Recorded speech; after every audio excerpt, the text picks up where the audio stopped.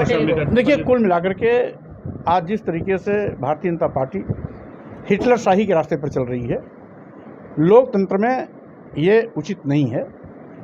लोकतांत्रिक व्यवस्था में हमेशा लोकतांत्रिक मूल्यों का सम्मान करना चाहिए। जनता सर्वोच्च शक्ति है, हम अपना निर्णय और फैसला उस पर हमें छोड़ना चाहिए।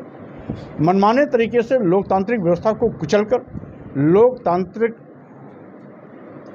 मुद्दों से हटकर हम हिटलरशाही और तानाशाही के रास्ते पर चल करके अगर राज करना चाहेंगे तो भारत जैसे लोकतांत्रिक देश में संभव नहीं है। सर, 1993 में जो आपने एक नारा दिया था, हम सब कहेंगे भाई देखिए, आप कोई भी धर्म है, हम सबका सम्मान करते हैं क्योंकि हमारा भारतीय संविधान पंथ निरपेक्ष है।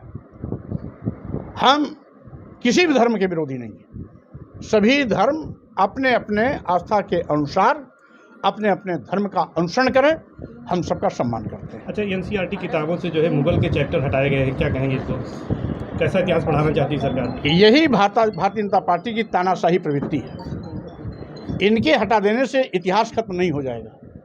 इन्होंने तो महाकवि निराला जी को भी हटा दिया।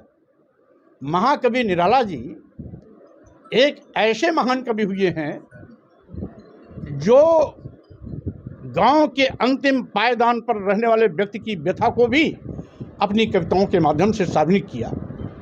ऐसे महान कवि को भी अपने टेक्स्ट बुक से हटा रहे हैं, तो इनकी दूषित मानसिकता का ये परिचय है।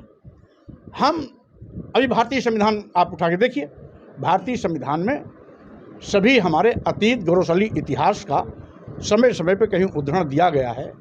कहीं बुद्ध हैं, बुद्धकालीन सम्राट अशोक हैं, तो कहीं पर राम हैं, तो कहीं पर कृष्ण हैं, कहीं महाभारत का दिया गया है, कहीं राम रावण युद्ध का दिया गया है, तो वहीं पर कहीं टीपू सुल्तान का भी दिया गया है। भारतीय संविधान में सब सारी चीज़ें, तो जो भारतीय संविधान द्वारा हमारे देश के तमाम संविधान निर्माताओं ने मिल करके सब एक राय होकर के बनाया, बाबा साहब डॉक्टर अम्बेडकर ने उसको अंतिम रूप दे करके देश के प्रथम राष्ट्रपति डॉक्टर राजेंद्र प्रसाद जी को सौंपा। अब उस संविधान की मंशा के विपरीत आप आचरण कर रहे हो। हमारे अतीत गौरवशाली इतिहास जो भी भारत का सिर ऊंचा करने के लिए कभी पर्याप्त रहे हैं, उन सबका सम्मान होना चाहिए। सभी लोग जोड़ना चाहिए। देखिए, कुल मिलाकर के आज इस सरकार में सबसे ज़्यादा पीड़ित आदिवासी, दलित और पिछड़े हैं। आदिवासियों का आरक्षण खत्म हो रहा है, दलितों का आरक्षण खत्म हो रहा है, पिछड़ों का आरक्षण खत्म हो रहा है। इनके आरक्षित पदों पर सामान्य वर्ग के लोगों को ज़बरदस्ती अपने चहेतों को बैठा दिया जा रहा है। सारी की सारी मान्यताएं तोड़ दी जा रही हैं। एक उदाहरण मैं देता हूं, अभी बीएचयू में आईआईटी पोस्ट ग्रेजुएशन में 8 बच्चों के एडमिशन होने थे। 8 बच्चे अंतिम रूप से सेलेक्ट हुए। 5वें नंबर पर एक लड़का प्रजापति था, शेष सब सवर्ण थे।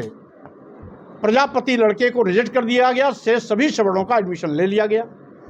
अंधा बाटे रेवड़ी अपन अपन का दे, ये कहते तो हैं सबका साथ, सबका विकास, सबका विश्वास, लेकिन धोखा देके सबके विश्वास का गला घोट रहे हैं और इनके हर कारनामे में ये दिखाई पड़ रहा है।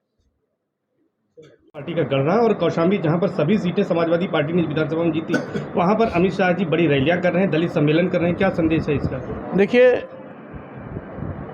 सरकार रहती है तो सरकारी संसाधनों का दुरुपयोग करके रैली जुटाना बड़ा आसान है। जितनी बड़ी ये रैली करते हैं उससे 2, 3, 4 गुना बड़ी रैली मैंने अभी ऊंचाहार में 3 दिन पहले की है, कार्यकर्ताओं के बलबूते पर। इसलिए रैली चुनाव का हार जीत का परिणाम और मानक नहीं होता है।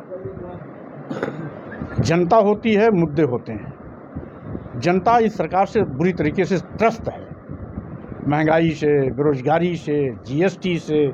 आज यहाँ तक कि छोटे छोटे बच्चों को जो दूध, दही, मक्खन, पनीर आदि की, इस पर भी जीएसटी लगती है। कोई चीज़ ऐसी नहीं बाकी है। बच्चों की किताब, कॉपी, पेंसिल से लेकर के उनके खाने पीने, छोटी छोटी सामग्रियों तक जीएसटी है। और कुल मिलाकर के ये भाजपा सरकार जनता के प्रति जवाबदेही नहीं, बल्कि अपने उद्योगपतियों के ऊपर जवाबदेही सुनिश्चित कर रही है। जिस तरीके से ईस्ट इंडिया कंपनी पूरे देश को लूटकर पूरा पैसा इंग्लैंड भेजती थी, वैसे ही भाजपा सरकार पूरे देश को लूट करके आज अदानी और अंबानी की तिजोरी भरने में लगी है। अच्छा, ये पटेल को कल हाउस